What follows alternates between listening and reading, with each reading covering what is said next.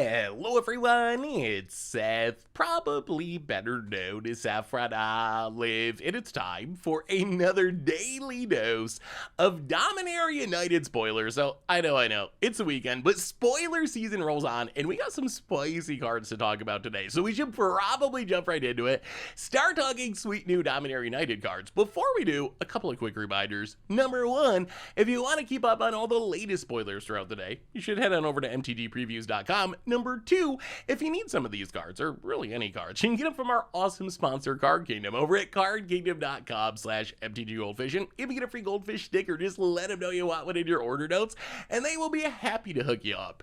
Anyway, let's talk sweet new Dominaria United cards. So first up today, we got a new Bant Mythic 3-drop in Shanna Purifying Blade, and this card's pretty sweet. It's a 3-mana 3/3 in the Bant colors. It's a human warrior, a legend with lifelink, and it says at the beginning of your end step, you can pay X if you do draw X cards, but X can't be greater than the amount of life you gain this turn.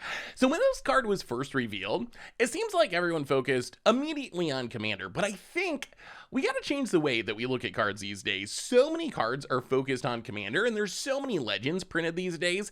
I don't think we should see a legend and just immediately jump to that card being only for Commander. So Shanna, I mean, it's gonna be fine in Commander, in a life gain deck, or leading a life gain deck, but I don't think this is a bad card for 60 card formats, especially Standard. I mean, a 3-mana 3/3 lifelink, that's not bad. It's not like super above the curve, and then it has an ability that can actually gain a lot of life. It's essentially like a weird Well of Lost Dreams. Well of Lost Dreams triggers when you gain life. The biggest drawback I see with Shanna is what you really want to do with it is you want to play it, you want to hit your opponent, you gain 3 life, on your end step, you pay 3 or draw 3. That's a lot of card advantage.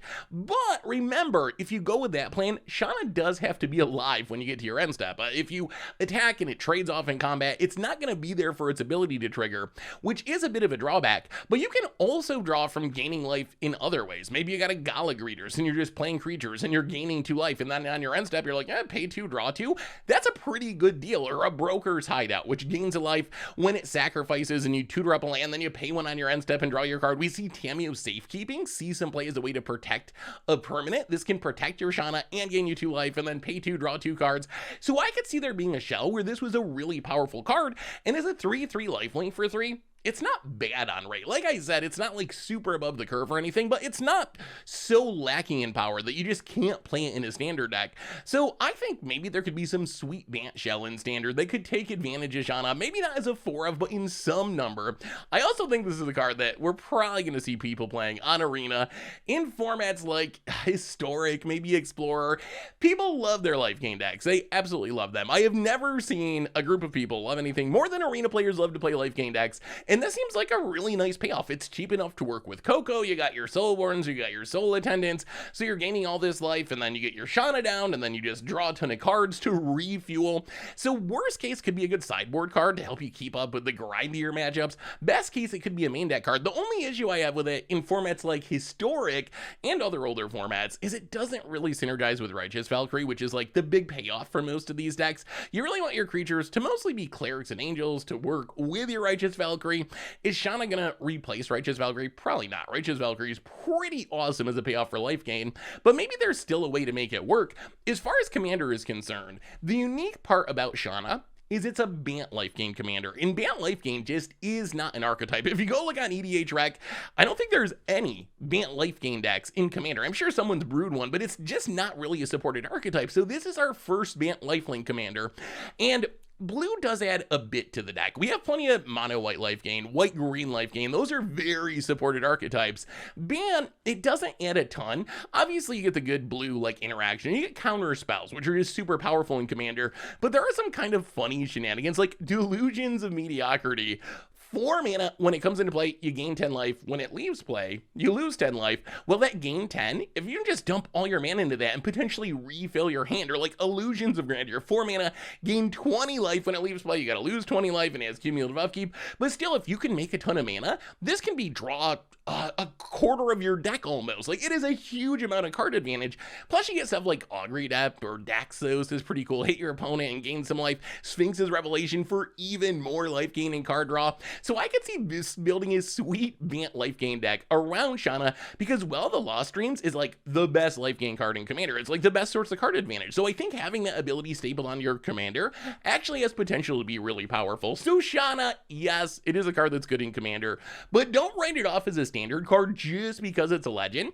I think this card could show up in Standard, and I would not be surprised to see people playing in life gain Coco decks in older formats. We also got a wild new 3-drop in Keldon Flamesage, a 3-mana 2/3 human shaman. It has Enlist, my most favorite mechanic from Dominaria United, where when it attacks, you can tap a non-summoning stick, non-attacking creature and kind of steal its power until end of turn. And then it has a really sweet ability, which is when it attacks, look at the top X cards of your library, where X is its power. You can exile an instant or sorcery card with mana value X or less from among them, put the rest on the bottom of your library in random order, and you can cast the exiled card without paying its mana cost. So this is actually a pretty sweet use of Enlist.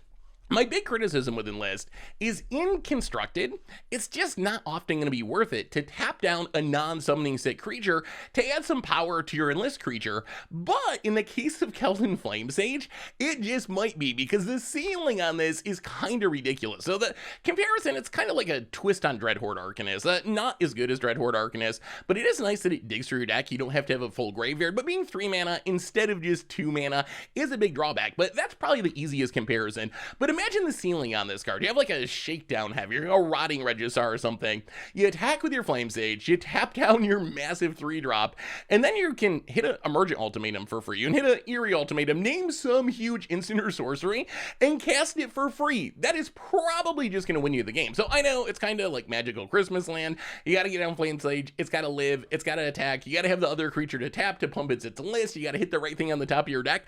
But when it works, it's going to be absolutely spectacular. You could probably try to like chain together extra turn spells with this, or extra combat step spells with this. So that's another direction that you could potentially go, like grow its power, Time Warp, take an extra turn, do it again, hit Elrond's Epiphany, take an extra turn. Also, by itself, you can cast cheap things, kind of like Dreadhorde Arcanist, the same kind of archetype, where Dreadhorde Arcanist, you can cast 0 and 1 mana things whenever you want, but if you grow its power, you can cast bigger things from your graveyard.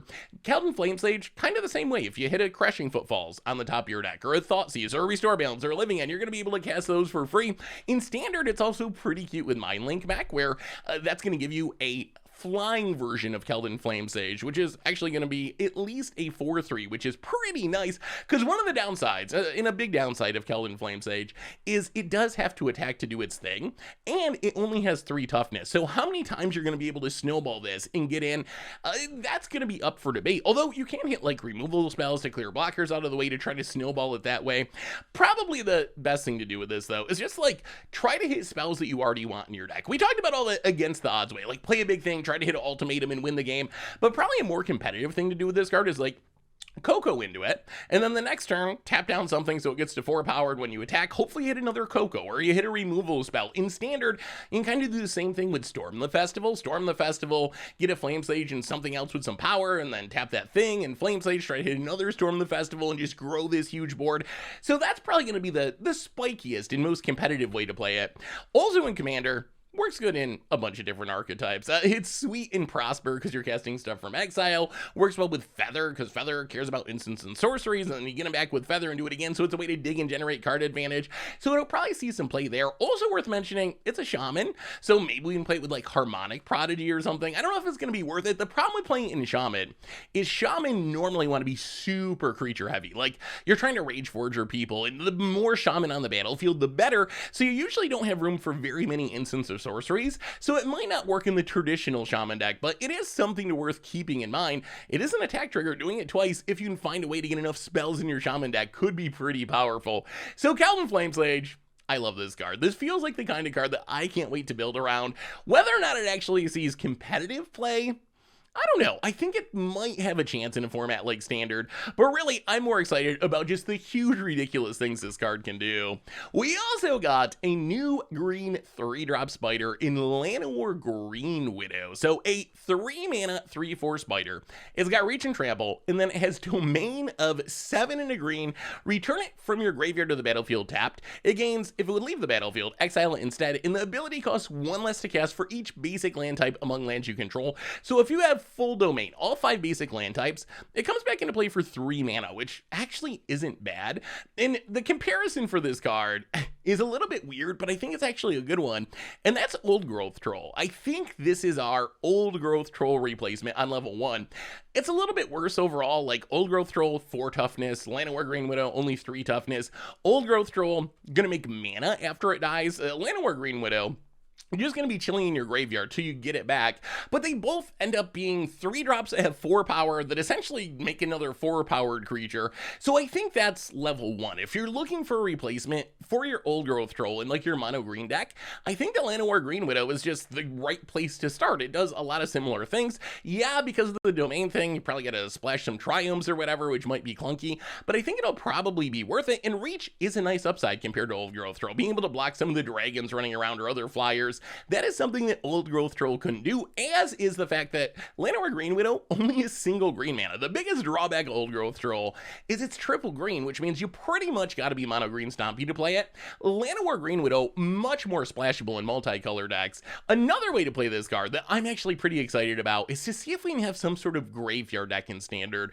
We have a lot of support for graveyard stuff. We got like Liliana, a way to discard cards. We got Blood Tokens, a way to discard cards. So we got Connive, a way to fill the graveyard with cards. And part of the power of Llanowar Greenwidow is it can generate card advantage if you can get it in the graveyard without casting it. We were talking about the mono green plan, just run it out, it's gonna die sometime, get it back, 2 creatures for the price of 1 like Old Growth Troll. Well, maybe even a better way to play this is just connive it away, blood token away, discard to Liliana, and it's kind of like drawing a card because it's a card that you're gonna be able to get back from your graveyard. So maybe we see some sort of Jund graveyard deck. I don't know the best color combinations. We gotta see the rest of Dominaria, what support we get for this graveyard filling archetype, but I think that Llanowar Greenwidow could be very good as there as well. As far as older formats, probably not quite gonna make it. There's just a lot of recursive creature options, but in Standard, I think that Llanowar Greenwidow seems like a card that can see a reasonable amount of play. We also got a new green sorcery, Threats Undetected, which is my current pick for most overhyped card from the set. So this is a card that calls back to a really powerful old card in Gifts Ungiven, but is an incredibly fixed version of that effect. So 3 mana sorcery, search your library for up to 4 creatures with different powers, reveal them. An opponent chooses 2 of those cards to shuffle back into your library, and you get the other 2 in hand. So this is clearly a callback to Gifts Ungiven, and also Realms Uncharted, which itself was a callback to Gifts Ungiven, but there's 2 really big differences that I think take Threats Undetected from potential all-star to essentially unplayable or pretty close to unplayable. So what are the differences? Number 1, Gifts Ungiven, it's an instant. Threats Undetected is a sorcery. That by itself's not a deal breaker, but that is a downgrade. At least Threats Undetected is 1 less mana, which is nice. The real problem is the true power of Gifts Ungiven isn't getting 2 of 4 cards in your hand. It's being able to put cards into your graveyard. The deal breaker for me is the cards that you don't get with Threats Undetected go back into your library, because when you think about Gifts Ungiven, what this most commonly does is search for 2 things, fail to find the other 2, force your opponent to put those 2 things into your graveyard so you can get a Elesh Norn on Burial Rites, let's say, and you're guaranteed to be able to reanimate your Elesh Norn the next turn, and you just can't do that with Threats Undetected. If it filled the graveyard, I think this card would be really good, even though it's much more restricted than Gifts Ungiven, not as good as Gifts Ungiven, but it would be in the conversation. But since the cards that you don't get go back into your library, this is really a green divination that's getting too much hype because it looks like Gifts Ungiven. If you think about how this really plays, you cast it for 3 mana, you are going to choose your 4 best creatures, hopefully, assuming you built your deck in a way that this will actually work, and there's a bit of a restriction with the powers. You gotta make sure you have 4 different powers and all those cards are good, but you're gonna get 4 different creatures and you're gonna get the worst 2 of those in your hand, which is essentially divination. Like, you can't hit a land, but you also can't hit a spell. So let's look at how this will play in practice. Let's say you're playing mono green in Standard, you cast Threats Undetected, you can get Llanowar Loam Speaker, Jewel Thief, Uven Oladity, Defiler of Vigor. Those are 4 decent cards. Those are all creatures that you don't mind having in your deck. However, a big part of the problem is your opponent's going to choose the 2 you get. So let's say it's in the late game and you got a ton of mana. Well, your opponent's going to be like, well, all right, take Llanowar Loam Speaker and Jewel Thief. I don't want you to have these big finishers. On the other hand, if it's turn 3 and you're kind of looking like maybe you're stumbling on mana, maybe your opponent's like, all right, take the Defiler of Vigor. Like, you're not going to hit the lands to get there anyway. So you're always going to get the worst of those cards. If you go back to Modern, like, you can construct powerful piles with this. this. Like, let's say you're playing elementals in Modern. Threats Undetected can get Risen Reef, Unsettled Mariner, Omnath's Fury. No matter what your opponent chooses, you're going to get 2 good creatures out of the mix. It's going to depend on the situation or whatever, but still, you're going to get 2 good creatures, but is that worth paying 3 mana? And how much different is that than casting a Divination and just drawing 2 random cards? Sometimes you want the ability to hit a land, so I think this is a twist on Divination. If this card does actually take off, it's going to be because there's a way to assemble a combo with it. If you can find a way to guarantee that you find a combo with Threats Undetected, then this could be in the conversation to actually be a playable card. So far, I haven't seen anything that even looks close to being playable. Like, there are ways you can do it. Let's say you're playing some 5-color piling commander, you have Threats Undetected, you get Felidar Guardian and Kiki-Jiki, which go infinite together, and then you get Sidisi Undead Vizier and Rocco Carebredy Caretaker. No matter what your opponent chooses, assuming you have a ridiculous amount of mana split across 5 colors, you'll be able to assemble your combo. Like, they could give you Felidar Guardian Kiki-Jiki. That's a win. You cast them, you try to combo off, you win. If they put those cards back in your deck, well, you got 2 tutors. So you can Sidisi, tutor up Felidar Guardian, then you Rocco, tutor up your Kiki-Jiki. Of course, that's going to cost a ridiculous amount of mana. Also worth mentioning, the cards are only going into your hand. So even if you could guarantee you're going to get Felidar Guardian and Kiki-Jiki every time, you still got to cast Felidar Guardian. You still got to cast Kiki-Jiki. They still need to live. So my thinking is Threats Undetected. I think this card's actually probably not going to see any play. Maybe there's a combo I'm missing. If you can find a combo to assemble with this, let me know in the comments, because Gifts on Given's a cool card, and I'd love to see Threats Undetected actually be really strong.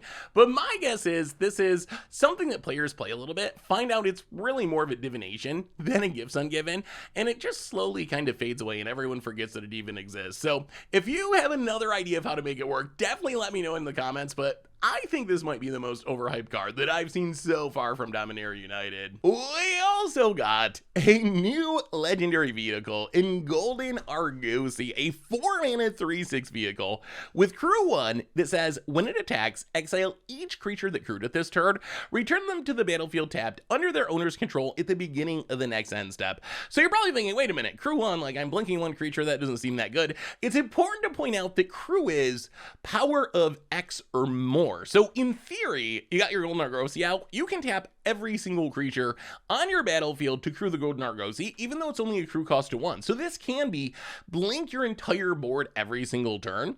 The biggest downside I see of this card is it doesn't really have any sort of evasion.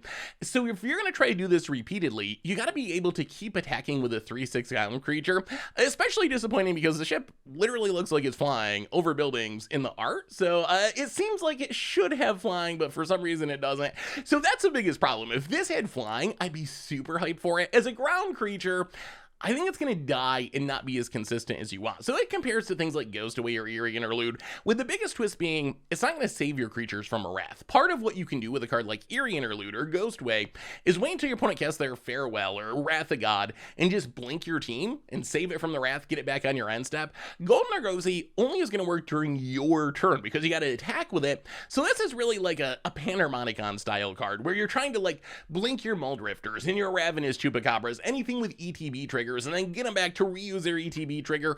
In Standard, there are some sweet options. Imagine like Mono Green Golden Argosy, where you got like Topiary Stomper, ETB Ramps, you got Tovolar Assault Master, ETB Make Wolves, you got Tiny Industry, one of the best ETB creatures that we've seen in Magic in a long time. If you can be reusing these ETBs every single turn, it's going to be very powerful. Although again, because it doesn't have any evasion, I'm afraid what's going to happen is one of 2 things. Nightmare number 1 is that you crew up your Golden Argosy, you go to combat, and your opponent just blocks it, and sure, you get to blink your team once, but that's not really that exciting for 4 mana. If they can just kill it in the first combat, an even worse nightmare, and this is the true blowout, is you tap your entire team, you go to combat, and at the beginning of combat, before you get to your attacks, your opponent just kills it, and then you tapped your entire board, and you lost your Golden Argosy, and you got no defenses, and your opponent probably just swings in and kills you on the backswing.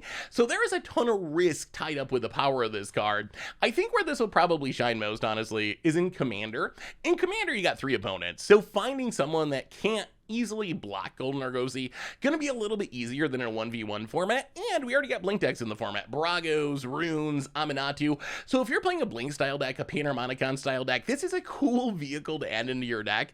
But I think the fact that it's a ground creature and that it has to attack to do its thing probably limits its power in standard to being more of a against the odds style card than a true competitive card. We also got a wild red sorcery in Chaotic Transformation. It is 6 mana. It says exile up to 1 artifact, creature, enchantment, planeswalker, and or land. For each permanent exiled this way, its controller reveals cards from the top of their library until they reveal a card that shares a type with it and put that card onto the battlefield and then shuffle. So this is like a Mass Polymorph, like a Indomitable Creativity that works with more card types. It's along those same lines. It looks kind of like removal, but really how these cards are most commonly played isn't to blow up your opponent's stuff, it's to try to upgrade your own stuff.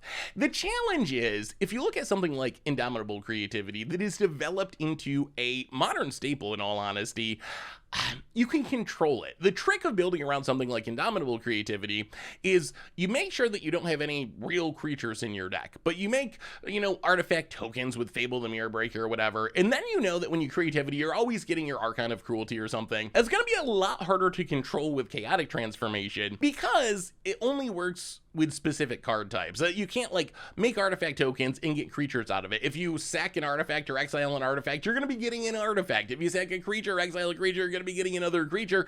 So it seems like it's going to be much tougher to build around, although there is some sweet upside here. For one thing, this is the first polymorph effect that we've seen that works with planeswalkers. So you can try to live this dream. Here's the dream. You play a Tibalt, you make a devil token with it. Maybe you play a Tezzeret the Schemer and make a random artifact Ethereum Cell token with it. And then you Chaotic Transformation. You blow up your Tibalt, you blow up the artifact token, you blow up the creature token, and hopefully you spin into Ugin the Spirit Dragon as your planeswalker. Hopefully you spin into Archon of Cruelty as your creature. Hopefully you spin into Blightsteel Colossus as your artifact, and you just win the game. So the upside is absolutely immense.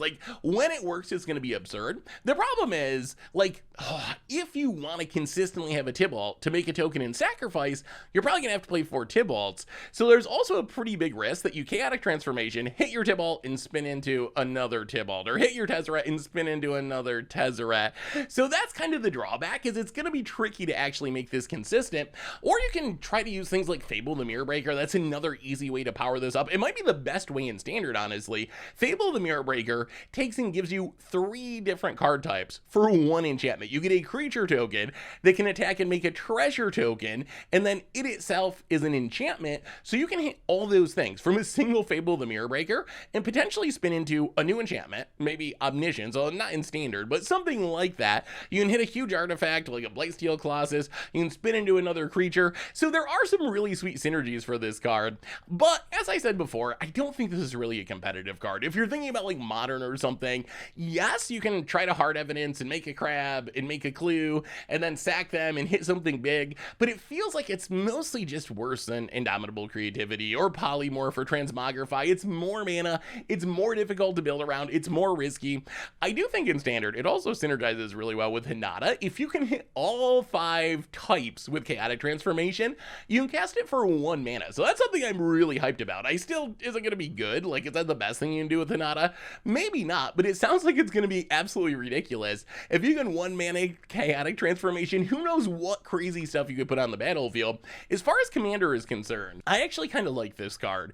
This is the Wild Magic Surge, or I guess that's more correct than Chaos Warp. Also a little bit like Chaos Warp, but really it's Wild Magic Surge, but the Casualty of War version of it, where you can blow up your opponent's best artifact, their best creature, their best enchantment, their best planeswalker, their best land, their best of everything. And yeah, they're going to get a replacement, but if you're hitting the best of each type on the battlefield, you should at least be downgrading your opponent's stuff. So it's not as good as Casualties of War, where you just destroy all that stuff, but it can do something similar in a mono red deck. So I'm actually interested in just trying this in mono red as a Casualties of War removal spell. Maybe it's too risky, maybe what the opponent spins into is going to be too much of a problem, but at least it seems fun. It's going to create a huge moment, and you get the upside that if you got a random mana dork laying around on turn 10, hey, try to upgrade it. Maybe hit something good that's even better. So Chaotic Transformation, This seems like a super fun card to brew around. My guess is it's more of a chaos card than a card that can actually be broken. It seems really, really hard to build a version of this that works like the Indomitable Creativity decks or works like the Polymorph decks, especially one that is going to make Chaotic Transformation better than an actual Creativity or Polymorph. You can do the same thing, but why pay 6 mana if you can pay 4 mana or you can pay 5 mana and do the same thing with other cards? So I think it's going to be hard to make this a competitive card, but that's fine because this card is just ridiculous and fun and it can do some huge splashy things. We also got a cycle of rares from the Dominaria United Jumpstart boosters that are standard legal. So these kind of remind me of the old intro pack rares. Most of them, maybe all of them, seem to be designed in a way that they're probably not going to see any real play, but I figured we might as well kind of count them down from least playable to most playable. So least playable, Rage Flayer Hellkite, 6 mana 5/3 dragon flying. When it attacks, you can sack a creature, give it double strike. The problem here is, well, it's got to attack to do anything, and then you gotta sacrifice something, and for 6 mana, you're only getting 3 toughness, so it dies to lightning strike. So I would be shocked if anyone played this in standard. We also got Briar Hydra, a 6 mana 6/6 with trample. It's a plant Hydra, has domain. When it deals combat damage to a player, put X+1/+1 counters on target creature you control, where X is the number of basic land types among lands you control. So in theory, this 6 mana 6/6 trampler hits your opponent. If you have full domain, puts 5 counters on something. The problem here is, well, it's super slow, it's super expensive, again, it needs to attack to do anything, and we got Defiler of Souls, which is a 5 mana 6/6 trampler with a bunch of more relevant upsides in Briar Hydra. So again, doesn't really seem standard playable. Tyrannical Pitlord's kind of interesting. 6 mana 6/6 flying trample demon. When it ETBs, you choose another creature you control. It gets +3/+3 in flying. So essentially you're demonic embracing, essentially the creature, even a better demonic embrace. But then when Tyrannical Pitlord leaves the battlefield, you get to sack the chosen creature. So this one, I like that it does something right away. 6/6 flying trample isn't bad, although you are kind of setting yourself up to get 2 for 1. You play this, you choose the creature, your opponent kills your Pitlord, you lose both of your creatures, seems like a blowout. So better than the first 2 that we talked about, but still probably not good enough for standard. We also got Cosmic Epiphany, which I kind of like, although it's very risky. 6 mana sorcery, draw cards equal to the number of instant or sorcery cards in your graveyard.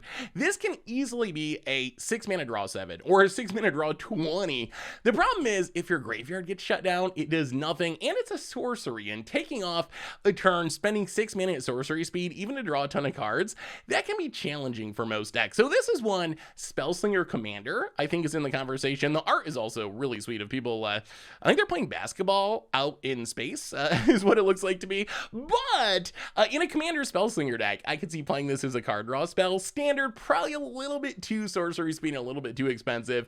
Finally, we have Sarah Redeemer, and if any of these Jumpstart cards is going to see play, this is probably the one. 5 mana 2/4 flying Angel Soldier, and it says whenever another creature with power 2 or less enters the battlefield under your control, put 2 +1/+1 counters on that creature. So again, the problem here is kind of slowness. You got to play this, most likely it has to survive. Then if you untap with it, you start casting small creatures and they become big creatures. If you untap with it, it's very, very powerful in the right deck. So the ability is powerful if you can untap with it. And the one thing that kind of has me interested in this card is it's a soldier, and it seemed like soldiers is kind of a supported tribe in Dominaria United. We'll have to see. We know we're getting lords in the set. Maybe we get a soldier lord, which would make it better. But the soldier tribe is pretty good at playing small creatures or making small creatures. Like Cemetery Protector can be making 1/1 tokens each turn, and it's a soldier. And then those tokens are really going to be 3/3s because it's Sarah Redeemer. Or maybe Resolute Reinforcements. Like when this is 2 mana flash, make 2 3/3s. That's actually an incredibly strong card. Or Guardian New Benali is a 2/2. It can protect itself. When that's a 4/4, that's going to be even better. So maybe there's a deck that can play a copy or two of Sarah Redeemer, like a soldier deck as the top end of the curve. Still worried about it being slower, but definitely the most powerful of these 5 Jumpstart cards. Moving into the world of lower rarity cards, we got one that is notable, I think, for Constructed, which is Protect the Negotiators. 2 mana instant. Counter target spell unless it's controller pays 1 for each creature you control, and you can kick it for 1 white mana and make a 1/1 white soldier creature token. So this is a counter spell that reminds me of Unified Will, which is a card that has seen play in Modern in the past. Doesn't see much play right now, but if you're a creature heavy deck that has blue mana, you're probably going to have a decent number of creatures, which kind of turns these spells into hard counters more or less for a very, very cheap price. So in Standard, I think that Protect the Negotiators is going to have a role. If you're playing Esper Control, this is probably going to be bad. You're probably not going to have enough creatures to turn it on consistently, especially in the early game.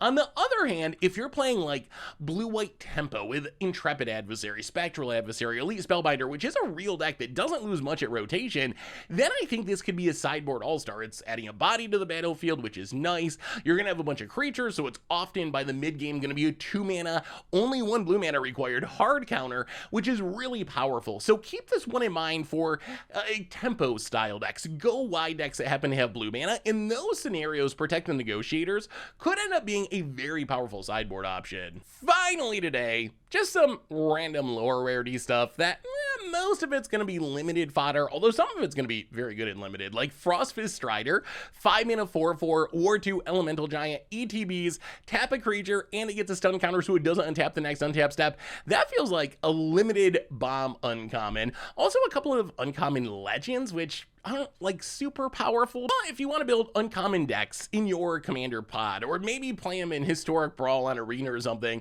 they could be sweet options. Anyway, that brings us to the end of our daily Dominaria United spoilers for today. So what do you think? Let me know in the comments. Thanks for watching, everyone. I hope you enjoyed it, and I'll be back tomorrow with even more Dominaria United spoilers. So until then, have a lovely day and a great weekend, and I will talk to you soon.